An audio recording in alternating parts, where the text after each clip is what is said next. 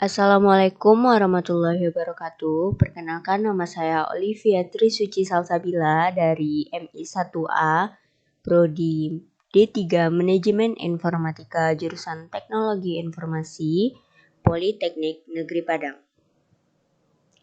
Di sini saya akan menjelaskan materi yang berjudul Deadlock. Pertama sekali, saya akan masuk kepada analogi deadlock. Kita misalkan dari jembatan. Di sini kita dapat melihat gambarnya, lalu lintas hanya bisa satu arah pada satu saat. Bagian jembatan dapat dianggap sebagai resource. Jika terjadi deadlock, dapat diselesaikan jika salah satu mobil mundur. Beberapa mobil mungkin harus mundur jika terjadi deadlock.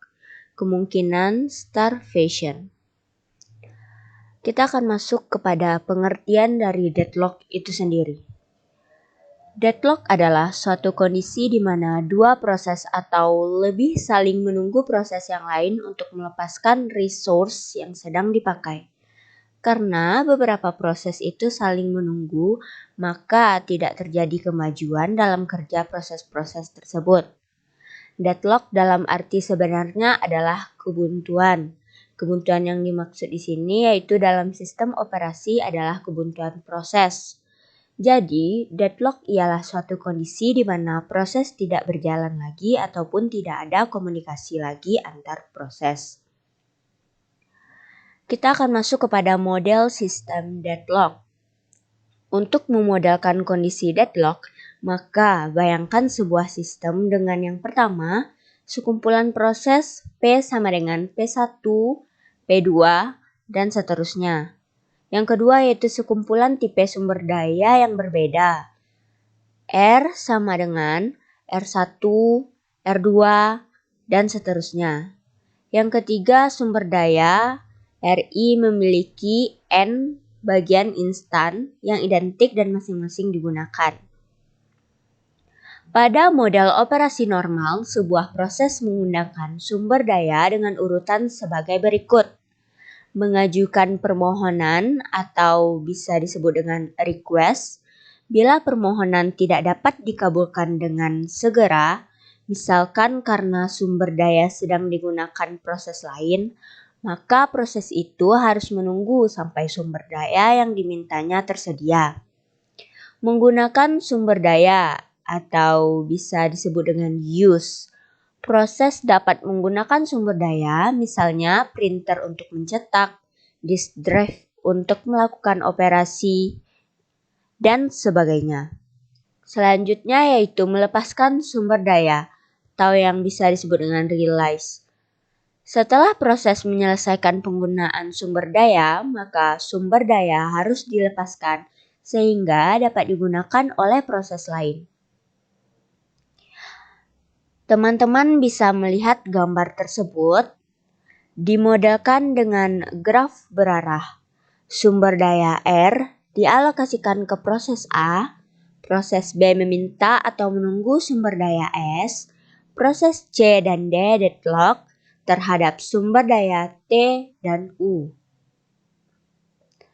Kita akan masuk kepada resource deadlock.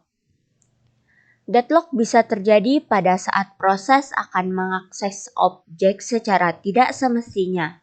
Objek tersebut dinamakan sumber daya. Sumber daya ada dua jenis. Yang pertama yaitu printable. Sumber daya dikatakan printable apabila sumber daya tersebut dapat diambil atau dilepas dari proses yang sedang memakainya tanpa memberi efek apapun pada proses tersebut. Sumber daya ini tidak habis dipakai oleh proses manapun, tetapi setelah proses berakhir, sumber daya ini dikembalikan untuk dipakai oleh proses lain yang sebelumnya tidak kebagian sumber daya ini. Contohnya yaitu prosesor, disk, atau semafor. Yang kedua ada non-preemptible.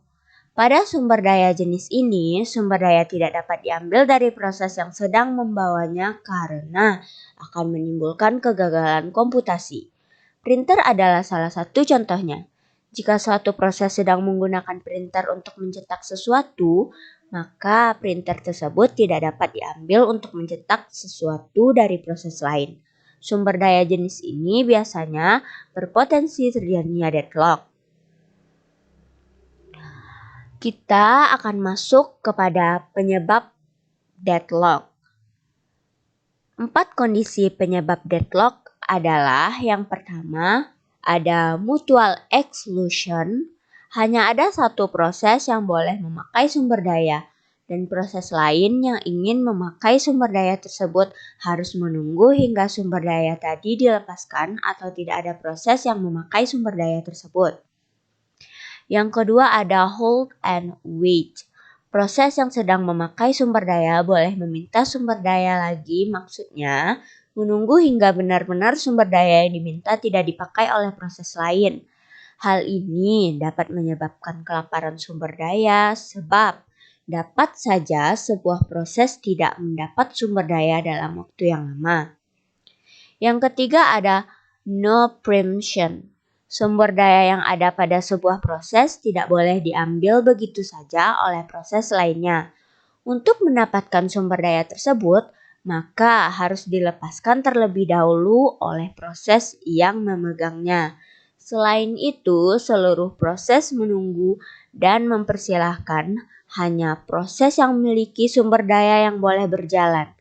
Yang keempat ada circular wait.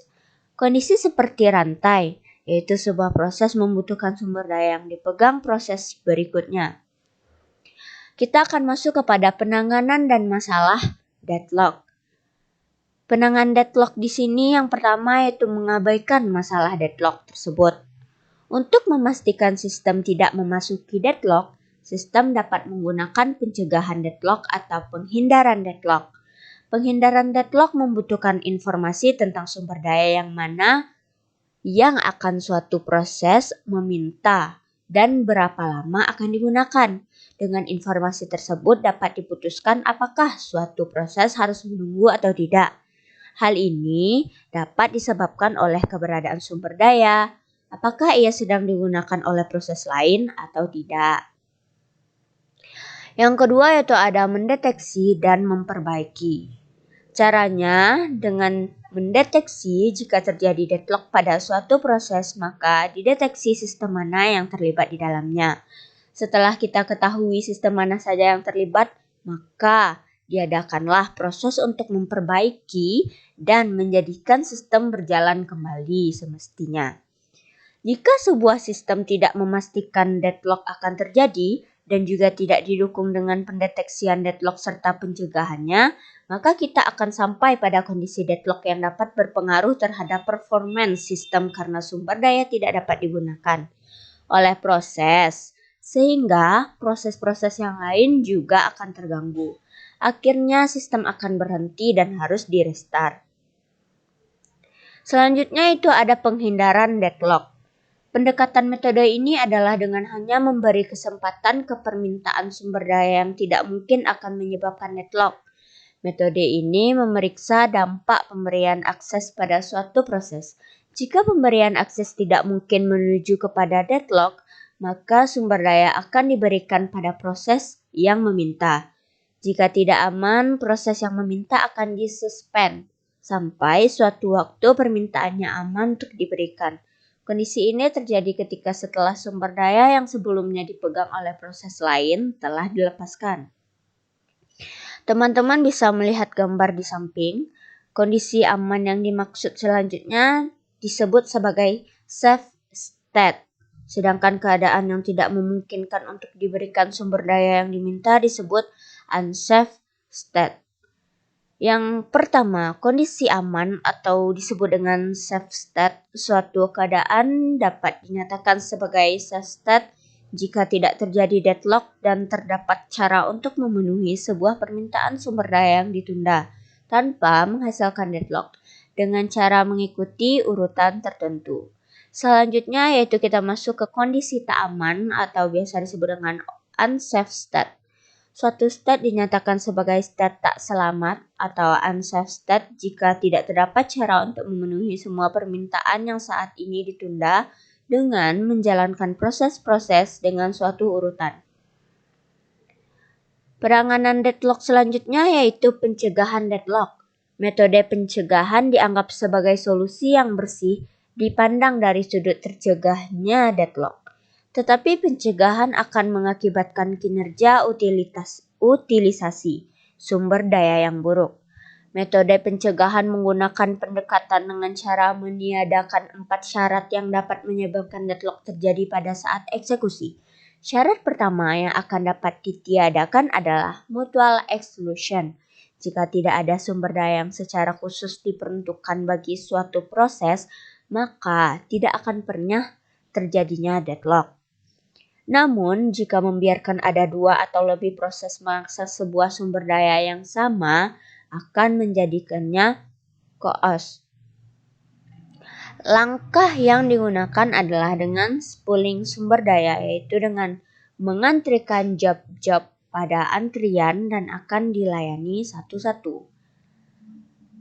Itulah sekian presentasi dari saya. Mohon maaf apabila ada kesalahan. Wassalamualaikum warahmatullahi wabarakatuh.